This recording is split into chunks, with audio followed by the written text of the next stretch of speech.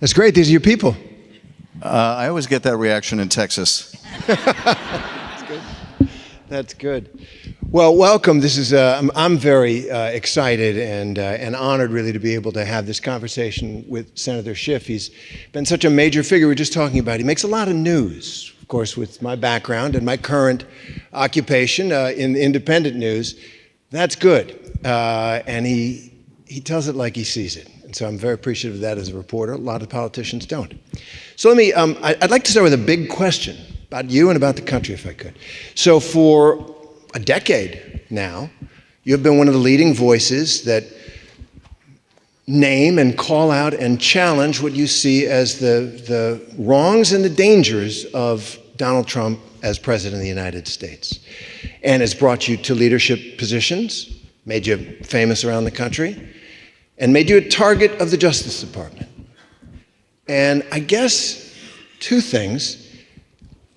Is that the kind of choice, one way or another, that almost all of us have to make? And is it worth it? Because it's scary to have the Department of Justice looking down at you like that. We do have to make a choice. And, it's interesting for me, prior to Trump becoming president, I think if you asked people in the Congress or outside the Congress what kind of a legislator I was or what kind of a reputation I had, it was as a fairly non-controversial, more or less expert on national security, foreign policy, not a particularly partisan person. And then we had the arrival on the scene of a deeply corrupt, anti-democratic figure who put the country at great risk. And I never felt I had any particular choice about it. I didn't feel it was a particularly partisan thing. But I needed to stand up to this president. I needed to defend our institutions. I think we all do. I think that we live in a state, or should live in a state, of astonishment at how quickly our democratic laws, norms, institutions can be torn down. I never would have imagined anything of the kind. And so I think we're at a particularly vulnerable moment in our history where we do have to take a stand. All of us have lived in a world that was ever increasing in its freedoms. All of us in the post-World War II generation, we came to think it was inevitable, new democracies being born and walls coming down, our freedoms ever expanding. And then we found ourselves at a moment where all of that suddenly was in doubt. We were seeing new autocracies being born. We were seeing new walls going up. We were seeing freedoms taken away. And we have, I think, the same obligation that our parents' generation did who went off to war to defend our democracy. And thank God we don't have to go off to war to do it. But I feel the same sense of mission about it. I've long since reconciled myself to taking whatever comes with it, whether it's from the president, the Congress, the Justice Department. It doesn't matter. I'm not going to be deterred. There's too much at stake, and too many people have sacrificed far more and are sacrificing far more in this stand. And so I will do what I need to do and refuse to be silenced or intimidated by that most unscrupulous, most corrupt of presidents in our history.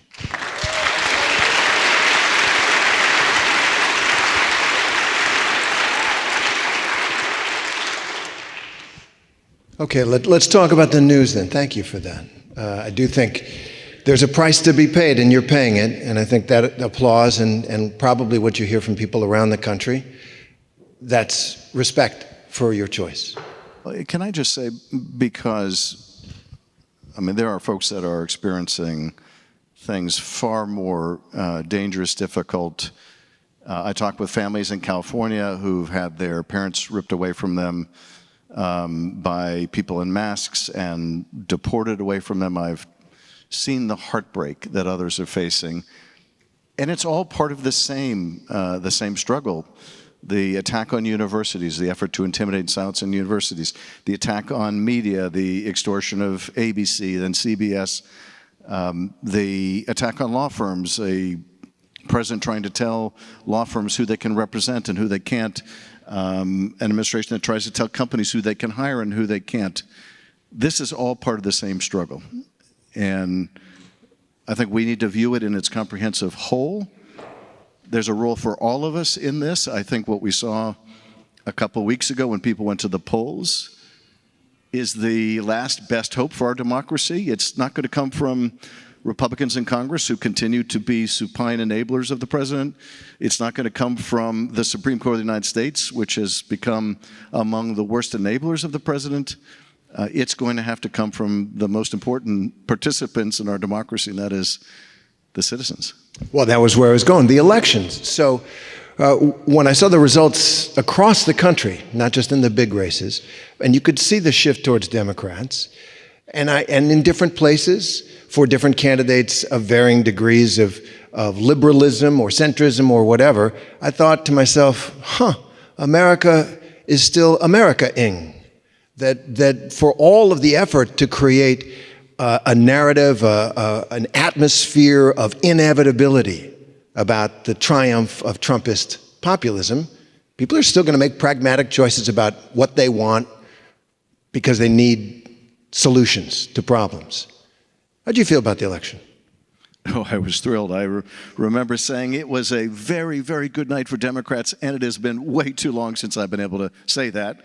No, I was thrilled, and the day after the election and the day after that, as I talked to my Senate colleagues, I realized how far beyond that election went than simply the marquee races in New Jersey and in Virginia, or the astonishing results in California with Prop 50, where there were people lined up around the block to vote on a reapportionment measure. Really? That was... I got to tell you, those of you not from California, that was not at all inevitable. Our commission is popular. The idea of eliminating the gerrymander is popular. That was not at all inevitable, but it was, I think, of all the races, probably the most direct referendum on the president himself, since it wasn't involving a choice between candidates. But beyond that, as I talked to my Senate colleagues, they would tell me about cities in their states that had never had a Democratic mayor, that suddenly had a Democratic mayor, and I realized this was top to bottom. This was just a sweeping result. And certainly some of it, a lot of it was the strength of many of our candidates, but a lot of it was also an utter repudiation of the president and his party. At the same time, we can't take this for granted. We cannot expect simply because we had a great night 2 weeks ago that we'll have a great night next year. We have to work to make it happen. I am confident of one thing: the president is going to continue to govern in a ruinous way. He will do his part to have Democrats win the next election, but Democrats need to do their part. We need to have a powerful, positive, bold agenda that we are advancing. It cannot be incremental. One thing I think both the election of Donald Trump, again, and the election of Mamdani had in common is both were vehement agents of change. And one of the reasons I think that we lost the presidential is that the Biden administration and the vice president came to be seen as agents of the status quo. And at a time when millions of people are deeply unsatisfied with the status quo, there's nothing, I think, more perilous to a party than that perception. So we cannot be seen as defending institutions for the sake of restoring a status quo that people thought was deeply unacceptable, but defending our democracy and advancing a bold agenda that makes life better for Americans, more affordable, that makes it possible for people to enjoy the life that many see their parents had. The problem today, unlike during the Great Recession or the Great Depression, is not that people are out of work. The problem today is that people are working and they can still barely get by. My father was in the schmatta business. If you don't speak Yiddish, you should learn.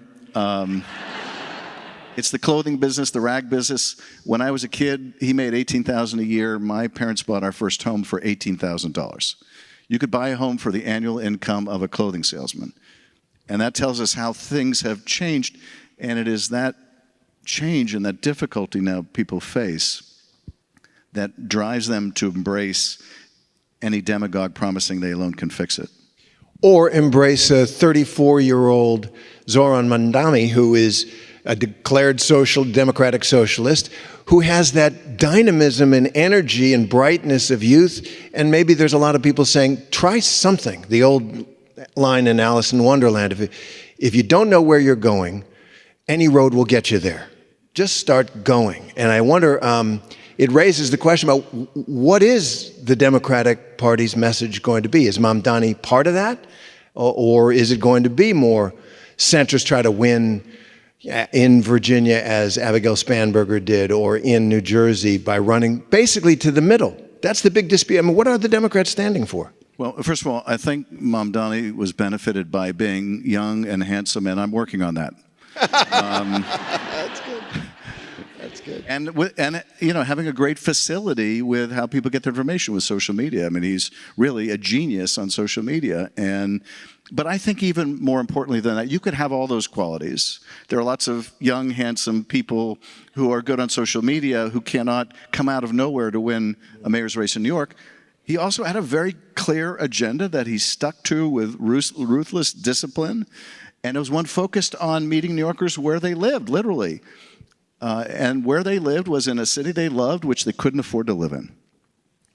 And his just laser focus on those issues, what it takes to pay your rent and get to work and buy food, is what I think really resonated. You can disagree with his policy prescriptions, but you can't really quarrel with the fact he identified and stayed focused on what people cared about. And that's what we all have to do, and it's not going to look the same in every city. You know, he wouldn't win a governor's race in Virginia or New Jersey. Abigail Spanberger probably wouldn't win the mayor's office in New York. So it's not going to look the same, and you know, maybe the lesson for Democrats is stop trying to decide what one figure represents the party and start embracing a broader diversity of people within the party, including diversity of viewpoints within the party. What unites them? What makes them all Democrats?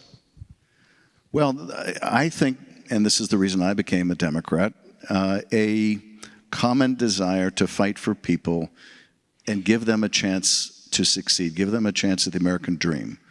The wealthy, the powerful have plenty of advocates. They can take care of themselves. But this is a country in which everything used to be possible for people willing to work hard enough. My father used to like to say, my father passed away last year, he was 96. He used to like to say, from the shtetl to the Congress in 3 generations.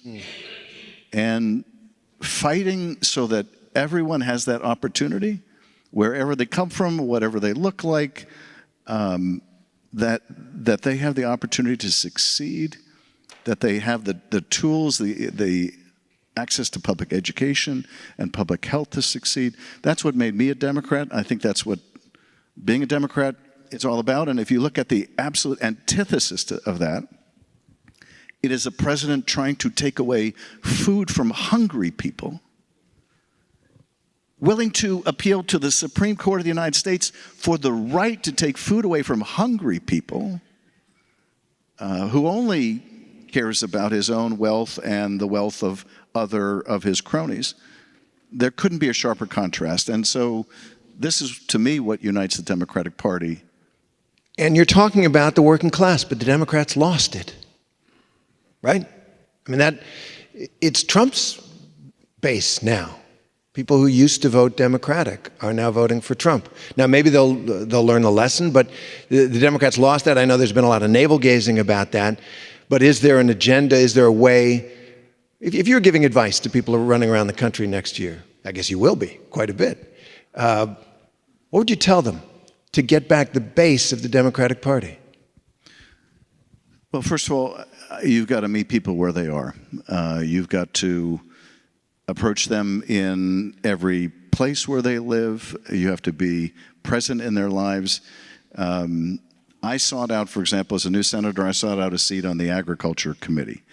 California hasn't had a senator on the Agriculture Committee in 30 to 35 years. And in part that's because Democrats have been senators in California for 30 to 35 years and have not asked for a seat. Now, we're the #1 agriculture producing state in the union. And you can imagine the kind of statement it makes when we don't have representation on that committee. It conveys a message that we don't care about those parts of the state. We don't care about one of the most important industries in the state and one that puts food on our table.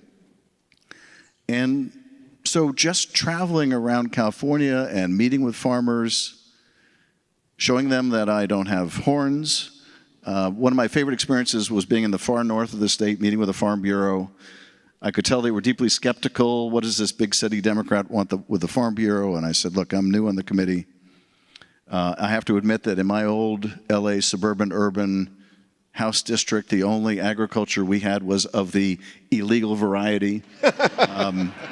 So I have a lot to learn, but here's what I'm hearing about tariffs. Here's what I'm hearing about water. Here's what I'm hearing about other issues, immigration raids and their impact on immigration. But I want to hear from you. And I knew I made progress when at the end of the meeting, one of the farmers turns to me and says, I don't know why the president calls you watermelon head. You have a perfectly normal-sized head. And I took some comfort in knowing that these are people who grow melons. So they know a thing or two about a melon. But there's nothing more fun, I find, in politics than upsetting people's expectations. And so I think Democrats need to upset some expectations people have about Democrats. And by showing people respect, by hearing what they have to say, by offering things that would improve their quality of life, by focusing on what will improve their quality of life and not placing so much focus on the things that divide us. And that takes us to the shutdown, which a lot of people, when it ended, were not happy with Democrats for caving, as they said. And my own feeling was after 43 days, with people brought to the brink of desperation and hunger by the government shutdown, because Donald Trump doesn't care. He would essentially have people go hungry in order to defeat you guys. But they went through all that, right? The air traffic control, all the things that were brought to a halt. Federal employees out where I live in Frederick, Maryland, without pay. What was accomplished? Well, I, as you probably know, was bitterly opposed to providing them the votes they needed.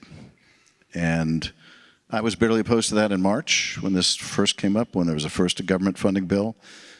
My feeling in March was that we had already seen by March, just in the first couple months of the Trump administration, that whatever funding agreement we may reach, they were going to cheat on. They were going to impound funds and rescind funds. They would say, okay, let's reach an agreement, and once we do, we're telling you we're not going to honor it down the road. And we were already seeing all of this illegal activity, the mass firings, the extortion of institutions by the administration, and to me, giving them 6 months of running room was completely unacceptable. So I fought that in March. I fought it again now for the same reasons, except we had that much more proof. And I wanted two things out of the negotiation, neither of which we got. One was the extension of the Affordable Care Act tax credits so that millions of my constituents in California and millions more around the country wouldn't lose access to health care. But I also wanted some guarantee in that legislation that they wouldn't cheat on it. And we got neither at the end of the day. And yes, it's certainly true the president did something really, I think, unique in shutdown history, and that is sought to maximize the pain people were going through, not minimize it, but maximize it. By threatening to withhold pay once it was over, by firing people lawlessly while it was going on, by withholding food and more. But when we began this fight for health care, I remember speaking up in caucus, and by the way, I ignored all the advice I gave myself when I got to the Senate, which was I was going to be seen and not heard, at least for a while. But with everything going on, that was just not possible. And so I made a nuisance of myself and have speaking out on these issues. And I remember saying early in this fight, this is ultimately going to be a contest of wills. And whoever has the greatest will win this fight. And it needs to be us. And 6 weeks into this fight, the public was very much with us. We won this historic election. The president himself was acknowledging that his handling of the shutdown, or rather his mishandling of it, was hurting him. Now, it was also hurting a lot of American people. But we were weighing the temporary pain that he was inflicting on people during the shutdown with the permanent pain people would experience if they couldn't get health care. And my feeling was we need to stay at it until the president picks up the phone and calls not Schumer but Thune and says, you need to fix this. You need to end this. You need to make some deal. I don't care what the deal looks like. I didn't even know that we were taking away these tax credits. You probably would say that whether we did or not. But this is hurting me. And that's the only thing he cares about. Right. Something hurting him. So I wanted us to hold out. We didn't. And at the same time, one of the things I think we did achieve is for a country that otherwise might not have known who took their health care away, the American people now understand who was fighting for their health care, who was fighting to bring down the cost of health care, who was fighting to the point of shutting down the whole government for weeks and weeks for the right to raise people's health insurance costs, who was willing to take food away from people if necessary. And so I think it's important for the American people to know that, and they did, and I think that's part of what they voted on. But now, moving forward, we have to continue the fight to provide access to health care for people, because at this moment, there are millions of people looking at their new bills and thinking, I just can't afford this. Do I just go uninsured now? And that will literally cost people their lives. I want to pick up on the opening, it seems to me, that's right there for Democratic populism, because all of the cuts and the refusal to provide, extend the tax credits for health care are in order to pay for the giant tax cuts for the wealthiest people in the country. Do you get a sense that there's any energy in the Democratic Party for, a constitutional amendment to provide a wealth tax, right? Elizabeth Warren used to talk about a law. It may or may not withstand the Supreme Court. But there's a sense that actually ginning up the country, you could probably get 60, 70% of Americans for the filthy rich tax increase on the filthy rich amendment, or whatever you'd call it. I don't feel that kind of populist energy, except out of the Bernie wing, to say this is an opening. As I say, I think there's majorities of Americans who know that too much money for far too long has gone to far too few people, and that the money is there to help pay for what you're talking about. I think that's exactly right. And you don't need to amend the Constitution to address this. What we saw on the big ugly bill was a massive transfer of wealth. It was taking $1 trillion out of healthcare, out of food assistance, and giving it to rich people and large corporations. To reverse that doesn't require any kind of constitutional amendment. It does require the will to do it, and frankly, to go well beyond the simple repeal of that horrible bill, but to address this unsustainable and unconscionable income inequality, wealth inequality in this country. I mean, it is astounding to me that a handful of families have the combined wealth of half the country. I mean, how is that possible? How is that necessary? How is that desirable? And the thing is, none of that is necessary. None of it is desirable. It's terrible economics. It's horribly immoral. And you can fix that by changing our tax code. And I think one of the things you're pointing to is what the American people want is not an incremental answer that says, okay, we just repeal what Trump did and go back to the status quo before. Well, the status quo before was still huge income inequality. We are not such a poor country that we can't afford healthcare, quality healthcare for everyone. We can afford that indeed. We can't afford not to have that. And you do need to hear lots of voices in our caucus making that case. In these debates we've had in caucus, I have been very much aligned with Bernie Sanders and Elizabeth Warren and Chris Murphy, and I walked out of the last debate we had in caucus with Bernie, and he was complimenting some of the points I had made in the caucus, and I said, I told you when I got to the Senate that we were going to have a lot more in common than you expect. And we do. I mean, I think he's right about the healthcare system being broken. I think he's right about the massive, unsustainable income inequality. And I'd like to hear more members of our caucus talking about that. And I wonder if one of the lessons of the Mamdani election is daring. Just try something, propose something, get people excited about something that seems beyond the realm of the possible in, old-fashioned Washington politics. Well, I'd say that's not only a lesson of Mamdani's campaign, but frankly, one thing you have to take away from Donald Trump and the MAGA world is if you are willing to try to move the country far and fast, you can do it. In their case, in a horribly destructive, mean-hearted way. But if you can move the country that fast in that direction, you can move it fast in a positive direction, in one that's affirming of our democracy, but that gets things done. When I ran for the Senate, I had a very simple campaign message. It was, we need to be able to get shit done in California. It's too hard to build housing here. It's too hard to build Is there a bumper sticker with that on? Pretty much. Yeah. I don't know that we put in a bumper sticker, but there has been a growing frustration in Democratic states and Democratic cities. It's just too hard to get things done. And my central focus in terms of my affirmative agenda is on housing. I think we have a fundamental supply problem.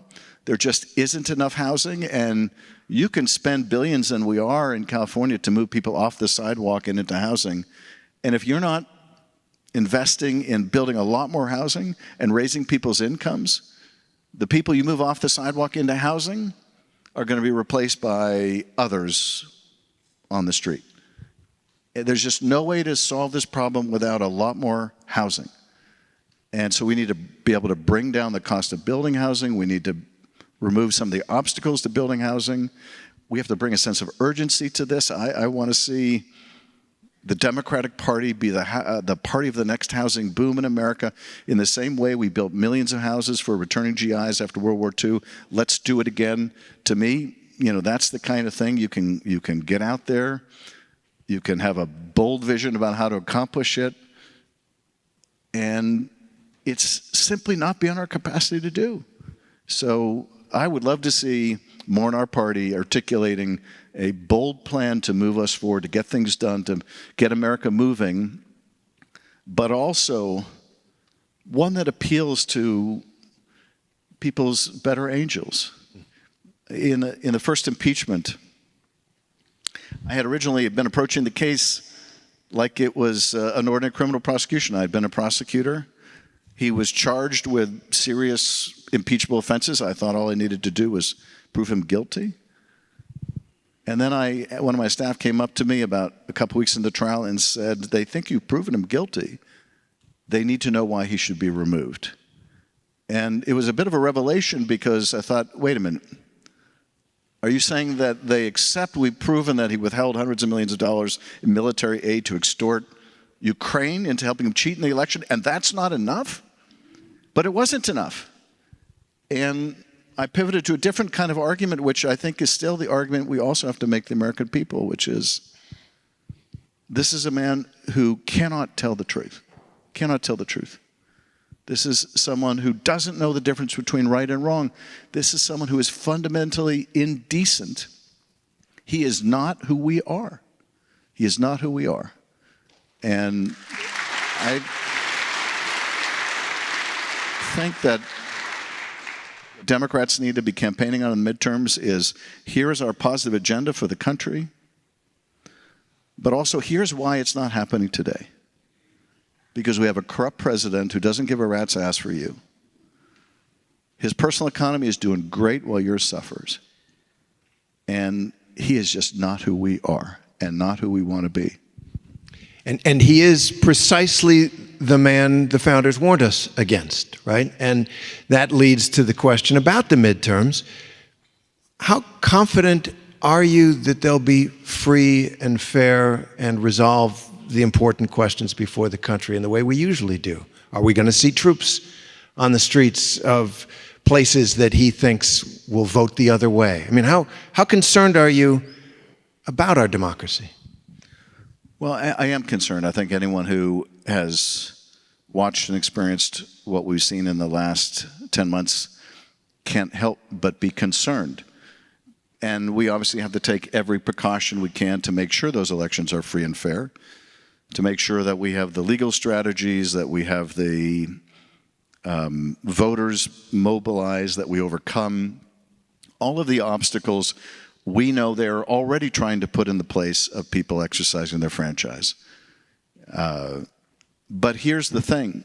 Even as it's right to be concerned about it, and you would have to be, I think, naive not to have that concern, we cannot allow that concern to paralyze us, to prevent us from doing all the hard work we needed to win those elections.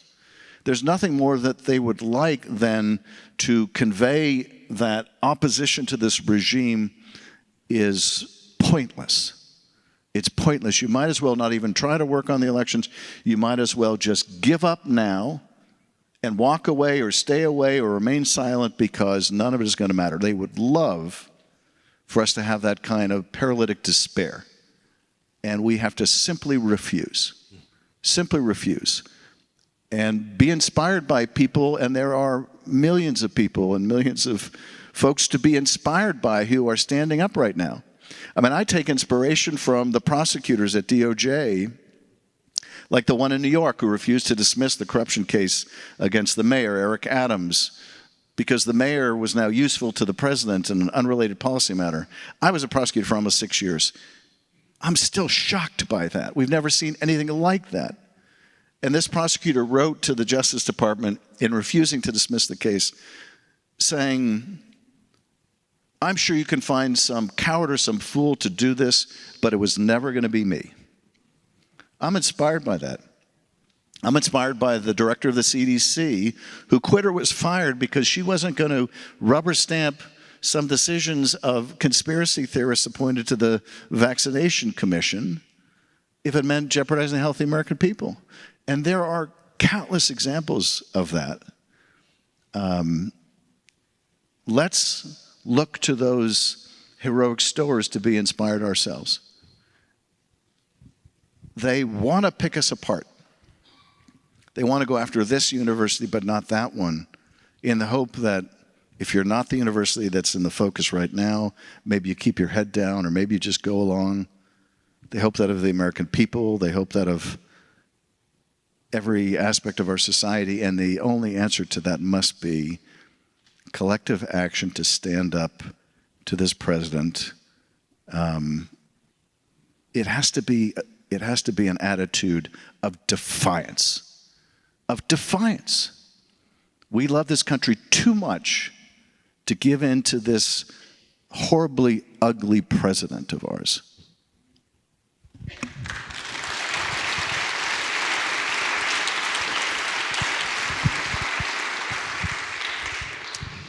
Let me shift gears a little bit before we go to the audience questions in about 10 minutes or so.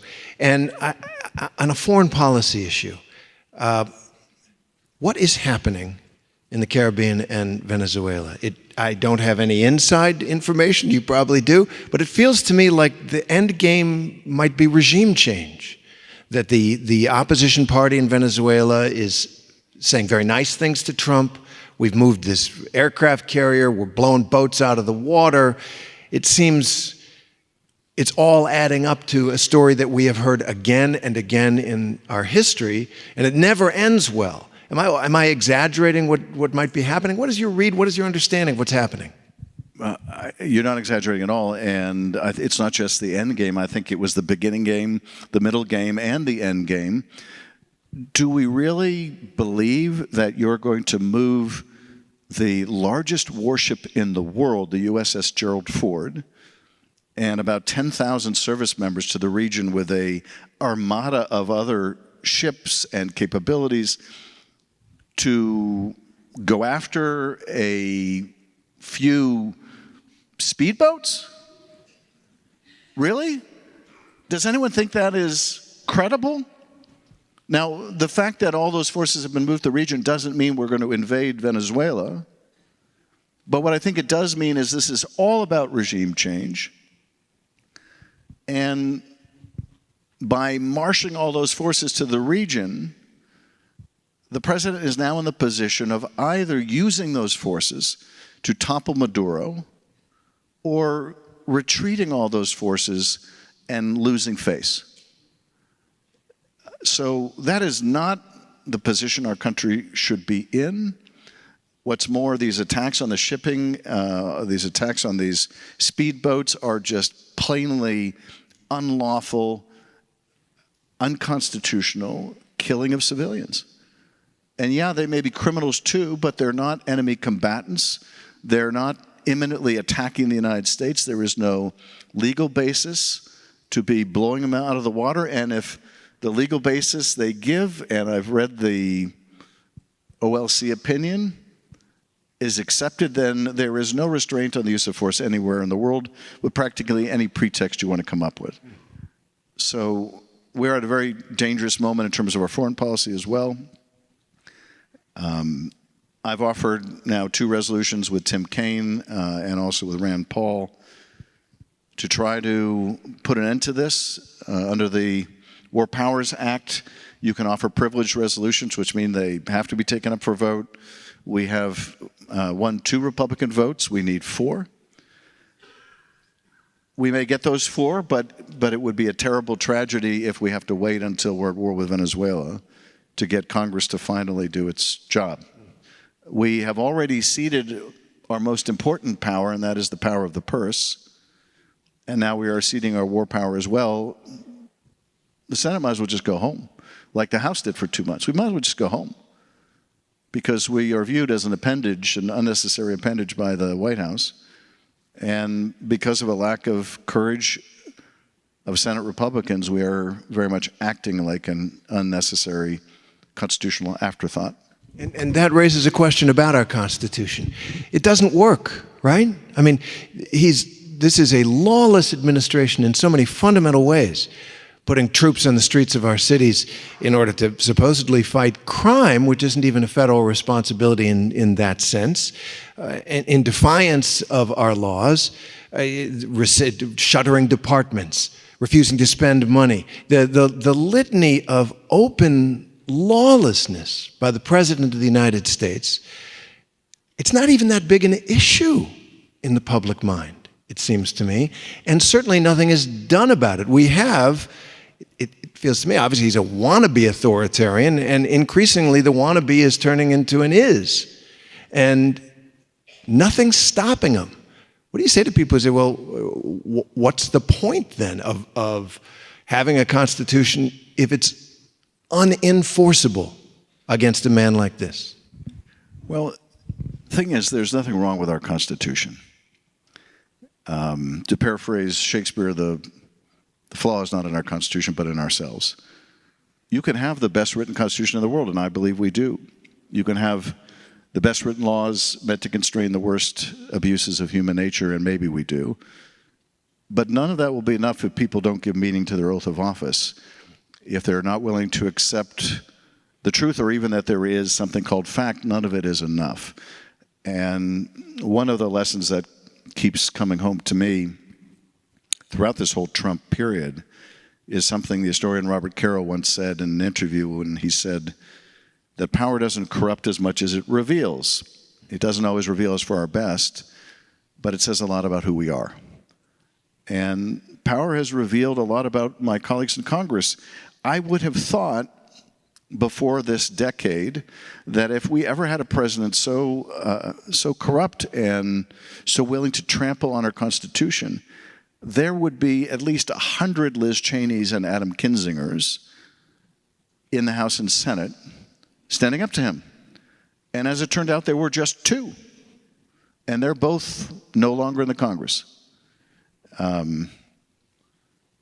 Before all this, there were a great many of my colleagues who I respected and even admired, because even though our views were very different, I believed that they believed what they were saying. I have a hard time believing that many of them believe what they're saying today. I listen in the Judiciary Committee to a lot of my colleagues across the aisle rail with just the most righteous indignation about the horrible weaponization of the Justice Department under that well-known partisan Merrick Garland.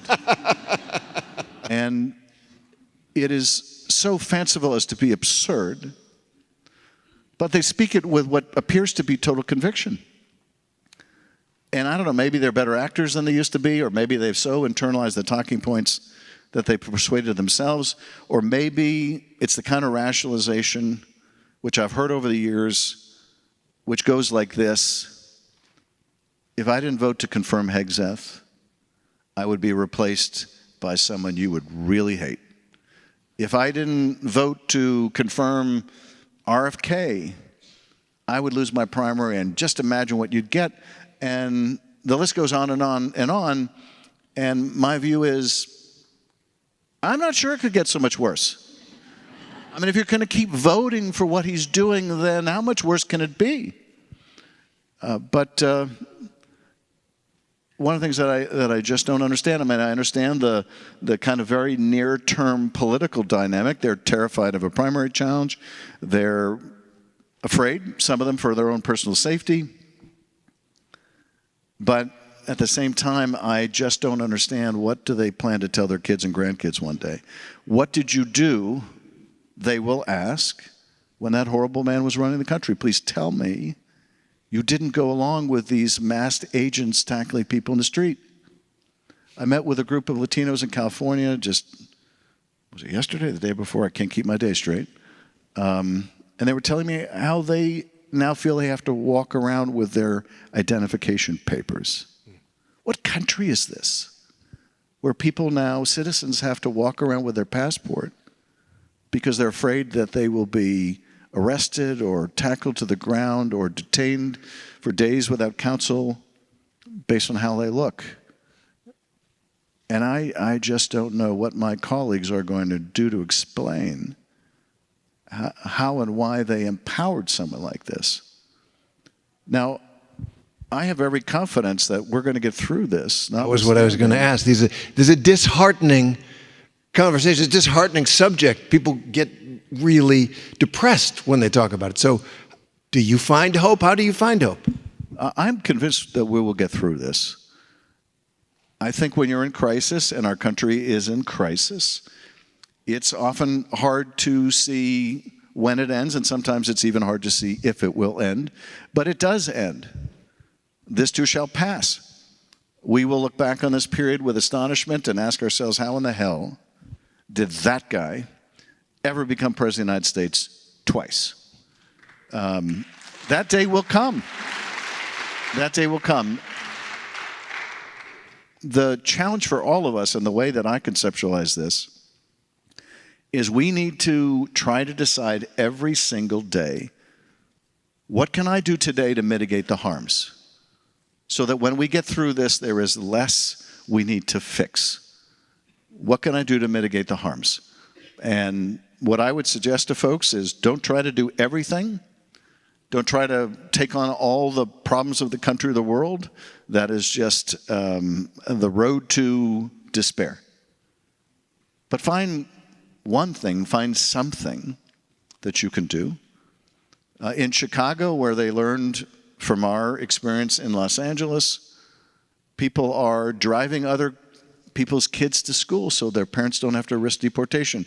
They're dropping off food at people's houses so they don't have to risk shopping and being stopped in the street. And it's not just immigration either. It's, as I say, courageous federal employees and courageous citizens and university leaders and others. It's law firms taking on unpopular clients.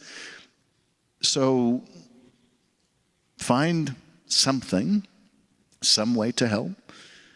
There are lots of great organizations. You don't have to invent the wheel yourself that you can plug yourselves into and amplify their efforts. But we will get through this.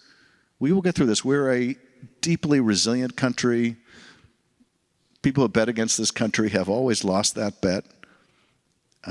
But we have a real responsibility right now, every day, to figure out what we can do to mitigate the harms.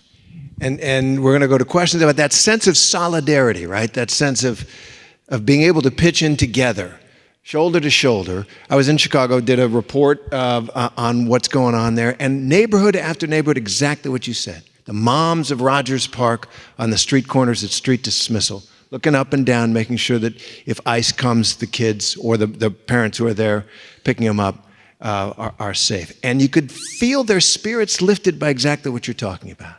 Put your shoulder to the wheel, and it feels better. All right, so now it's your turn. Good afternoon. My name is Alejandro Serrano. I'm a journalist with the Texas Tribune. Our first question comes from Mohammed from Austin. Senator, do Democrats need new leadership in the Senate? We need to find a way to maintain unity in the Senate among ourselves and with the House. This was an argument I made in March. It was an argument I've repeated in the latest shutdown fight. And that is, we're in the minority in both houses. We're obviously locked out of the White House, and the Supreme Court is now essentially a far-right institution. The only way we can effectively push back is if we have unity. And we have not had that. Now, we had it for 40 days and 40 nights, sounds like Moses. But we have to find a way to maintain that unity. I'm new to the Senate. One of the things I'm discovering in the Senate is that in the Senate, everyone's a king. And I don't mean in the kind of Donald Trump dictatorial manner. I mean, everybody feels like a free agent. Some were governors, others were captains of industry, some of us were House members. But it is a very different dynamic than in the House. I also, had the benefit in the House of serving under the singular leadership of the most capable speaker in American history, Nancy Pelosi.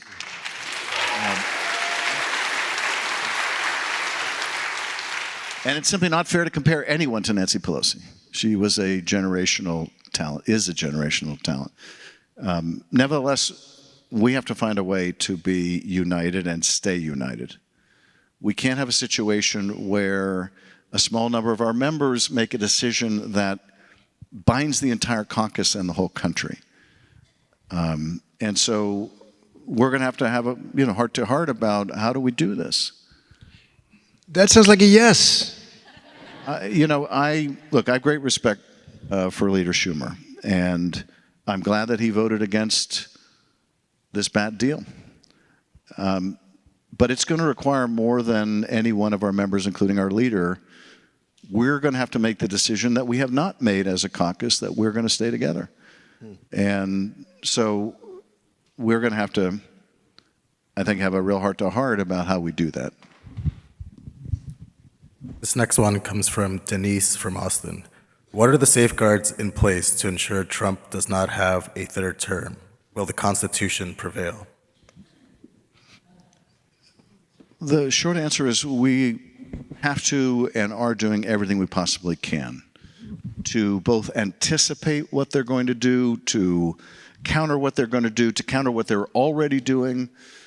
The most effective tool that we've had, and it is effective to a point, has been litigation. We have been suing and we have been winning on a whole host of issues. Now, what the Supreme Court has been doing, primarily through its shadow docket, is it has essentially been deciding, even when the harms are plainly unconstitutional, such as these indiscriminate immigration raids, the Supreme Court has, to its, I think, endless shame, decided it will let the harms continue for the year or years while cases are litigated.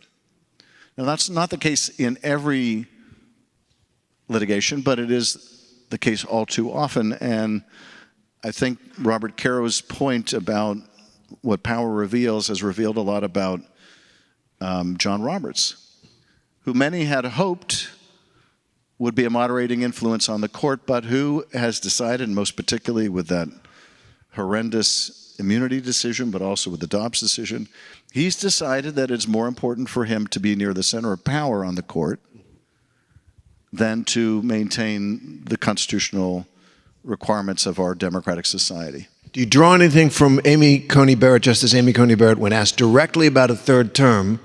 She said, well, that's what the amendment says. Wouldn't say, the Constitution forbids it. Said, well, the words of the amendment say that. Yeah. Well, it's like weaseling. I don't know how much confidence to draw from anything I've seen in her comments, opinions. That phraseology reminds me a bit of what every Trump nominee has said when we have asked, did Joe Biden win the 2020 election? And the answer is, he was certified the winner.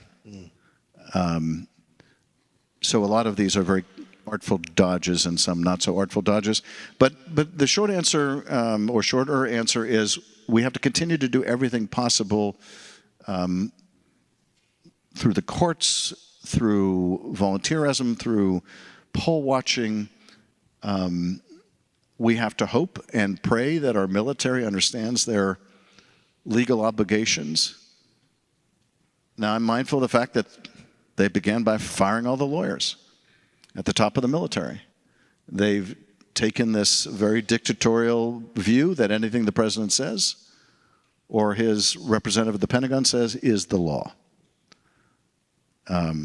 But nevertheless, we have a very strong culture in our military that is not present in a lot of other countries that have lost their democracies, of the military remaining loyal to the Constitution and civilian authority, which I believe will hold.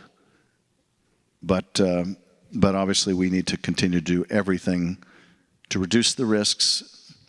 But I continue to think the biggest risk of all is accepting the idea that we can't possibly have a free and fair election, and so why bother to participate? We have to all participate. We have to make sure all our friends and neighbors participate. We have to make sure that in these midterms and the presidential election that follows, that we have the most massive outpouring of voter participation we've ever seen, because nothing less may be necessary to save our democracy.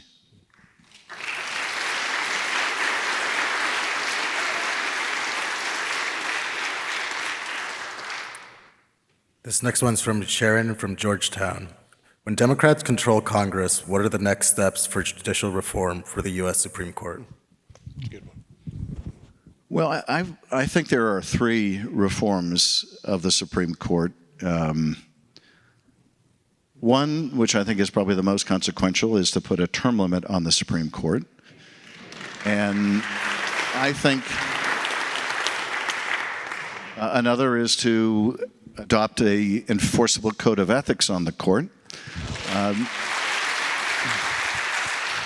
And finally is to change the size of the court so that we are not forced to suffer an entire generation of this reactionary opinion on the court. But here's the rub. I think it's certainly constitutional to impose term limits on the court. If you do it by means of, for example, let's say you decided 18 years was the appropriate amount of time, that after the expiration of 18 years, that justice would rotate back onto the Court of Appeals or onto the district court, so they would have lifetime on the court, but they would not have lifetime on a particular court. Now, I think that's constitutional because at the time the Constitution was established, we didn't have the courts delineated, and so I don't think there was any constitutional obstacle. But here's the Clever. rub. That's very clever. Well, here's the rub. It would be this Supreme Court to decide That's true. whether a limit on them was constitutional. And likewise, we might adopt an enforceable code of ethics, but the rub comes when you try to enforce it. Is this court going to allow us to enforce a code of ethics? Is Thomas going to support that, or Alito, or a majority of this court going to support that? Which gets to the final remedy of changing the composition of the court, and that may need to be the first step to make the other two possible. I do think the most significant, if I had to pick one, would be to put term limits on the court, because it would end the kind of institution-destroying gamesmanship we saw with Mitch McConnell. But those are three reforms that I think are necessary and important to restore some public confidence in an institution which is just badly broken. This next one's about the executive branch. Should the next Democratic president utilize the expanding authority of the executive spearheaded by Trump, or lead more with input from Congress? Came from Frank in Austin. I'm sorry, can you say that again? Yes. Should the next Democratic president utilize the expanding authority of the executive branch spearheaded by Trump, or lead more with input from Congress? Yeah. Well, first of all, I think the lesson we should take is the one that we discussed earlier, which is we should use the power of the Congress and the presidency to move this country swiftly in a progressive direction of providing universal health care, of addressing income inequality in this country, of making sure that we can answer a central question that's at the heart of our economy, and I believe at the heart of our democracy, and that is, if you're working hard in America, can you still earn a good living for yourself and your family? We have to use all the powers of the government to make sure that the answer to that question is, once again, yes. A resounding yes. I would not favor having a Democratic president break the law the way Donald Trump is. I wouldn't favor him engaging in mass layoffs of people in violation of law, or illegally impounding funds, or illegally rescinding funds, or engaging in indiscriminate immigration raids, or any of that stuff. But I would favor the president using the limits of his power in the service of our democracy and to move the country forward. And having the Congress do the same thing. Does it feel? It feels to me like Congress hasn't worked properly in a long, long time. We have national problems that we need the national legislature to solve. Immigration, one of the chief, income inequality. Does it feel from the inside like the days that this questioner is talking about, that Congress could be an equal partner, as it should be, that really we're a presidential country now, whatever our Constitution says? Well, that's really up to us. It's up to voters to decide, is that the kind of Congress you want to see, that is essentially a lapdog for the president, a lapdog for a president of either party. And it's in the hands of voters to decide, are we going to vote for people like that, or are we going to vote them out? We have all the power we need to change that, to insist on a Congress that is reflective of the views and desires of the American people when it comes to expanding access to health care and Medicare for all, when it comes to a Congress that is either diligent or supine. Only the voters can make that decision. I will say this. The question gets to a broader challenge in America, which we haven't discussed yet, which I think is one of the most difficult cross-cutting challenges we face, and that is Americans simply don't get their information from the same place anymore. We get it in large part from algorithms that are set to anger and provoke us, to divide us, to plague us with fear. We haven't figured out how to deal with this new information environment. And I think that solving that problem is also going to be necessary to having a Congress that's functional, where you have people who are willing to work with each other, even eager to work with each other to move the country forward, who don't simply look at every legislative issue through the prism of will this help us win or lose? I keep coming back to one of the Republicans when Obama was first president who, in the context of the Affordable Care Act, I believe it was the Affordable Care Act, said that they wanted to make this Obama's Waterloo, that if they could make him unsuccessful, they could reclaim the White House. That attitude that if you can make a president or a party unsuccessful, no matter what damage it might do to the country, because it's good politics, we have to get past that ruinous idea. But that will require us, I think, to figure out now, how do we deal with this information environment when it's increasingly difficult to even talk to our neighbor, sometimes increasingly difficult to even talk to our family. I remember rushing home to my dormitory in college to watch Walter Cronkite's last broadcast. And that was a time when there was a large body of agreed upon fact. We might differ with what to do with those facts, but at least we agreed there was something called fact. And now we live in an environment where people tune into the news they want to hear, or the algorithms make it even easier to show you what you want to see. And we're going to have to figure this out. To me, the disruption of our information environment is just as acute as the invention of the printing press. And it took us centuries to get used to that and a few wars. We've had to get used to this innovation in a relative millisecond, but we have to figure this out. We have to figure out a way to stop viewing each other as our enemy.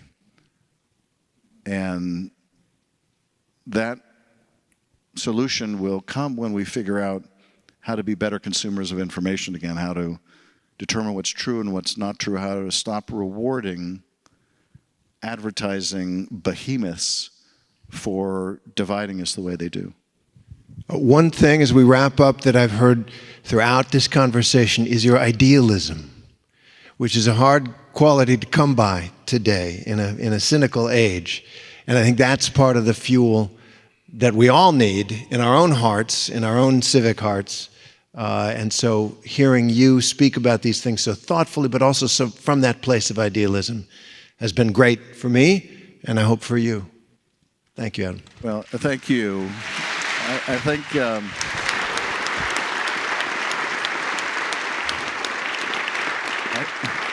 thank you.